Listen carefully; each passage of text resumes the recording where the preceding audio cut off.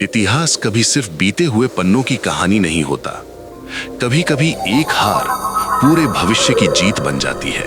अगर हल्दी घाटी में महाराणा प्रताप जीत जाते तो क्या आज भारत का तख्त ताज ही बदल चुका होता। 1576 अरावली की गोद में बसी हल्दी घाटी। हवा में खामोशी है, लेकिन जमीन जानती है आज सिर्फ सेनाएं नहीं टकराने वाली, आज विचारधाराएं टकराने वाली हैं।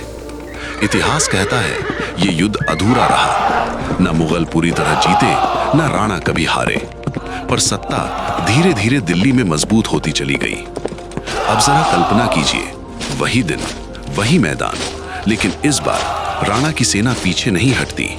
इस बार हल्दी घाटी की मिट्टी मुगल कदमों को रोक लेती है। सोचिए, अगर युद्ध भूमि से यह संदेश जाता कि मुगल सेना हार चुकी है, तो क्या अकबर का साम्राज्य उसी पल दरकना शुरू नहीं कर देता। अकबर के लिए यह सिर्फ हार नहीं होती, ये उसकी अजेय छवि का अंत होता।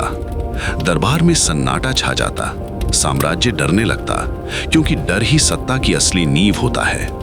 मेवाड़ की जीत की गूंज आमेर, मारवाड़ और बीकानेर तक पहुंचती।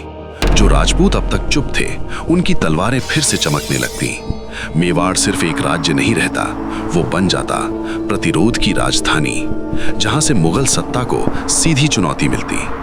दक्कन की ओर बढ़ता साम्राज्य अचानक थम जाता, सेनाएं थकने लगती, खजाना दबाव में आता और साम्राज्य भीतर से कमजोर होने लगता।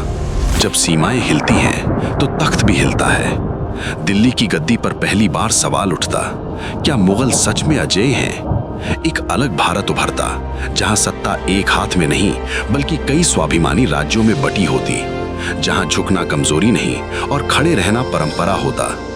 इतिहास की किताबों में अकबर का नाम शायद अलग लिखा जाता, महान सम्राट नहीं, बल्कि वो राजा जिसे मेवाड़ ने रोक दिया। और अगर यही मोड़ इतिहास बन जाता, तो एक सवाल उठता है, क्या आज भारत की राजधानी दिल्ली होती भी, या इतिहास किसी और शहर में सांस ले रहा होता। कला, स्थापत्य, दरबार सब कुछ अलग रूप लेता। भारत की पहचान और गहरी और ज्यादा स्वदेशी होती। महाराणा प्रताप सिर्फ योद्धा नहीं रहते, वो बन जाते झुकने से इनकार करने वाली भारत की आत्मा। इतिहास दो रास्तों में बढ़ जाता, एक रास्ता जो हमने देखा और दूसरा जो कभी लिखा ही नहीं गया। हल्दी घाटी में राणा शायद जीते नहीं, लेकिन झुके भी नहीं, और शायद इतिहास में सबसे बड़ी जीत यही होती है। अगर आपको इतिहास के ऐसे अनकहे व्हाट इफ सवाल पसंद हैं, तो लाइक करें, शेयर करें, कमेंट में अपनी राय लिखें और सब्सक्राइब करें, क्योंकि इतिहास अभी भी हमसे सवाल पूछ रहा है।